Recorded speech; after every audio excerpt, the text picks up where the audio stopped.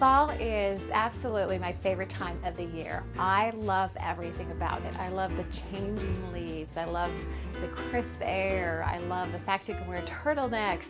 I love everything that smells, the fireplaces burning, and I definitely love pumpkin spice.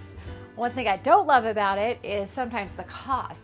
So I designed a pumpkin spice latte using soy milk, and it tastes so good. However, if you want to use regular milk, you can do that as well. But it's so easy. You stick it in the microwave and you're done.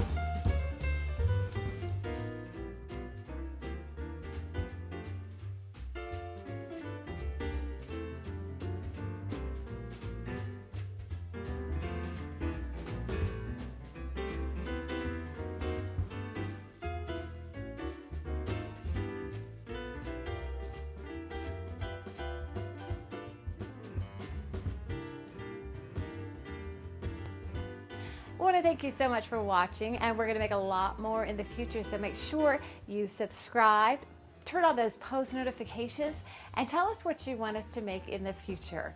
Thanks for watching.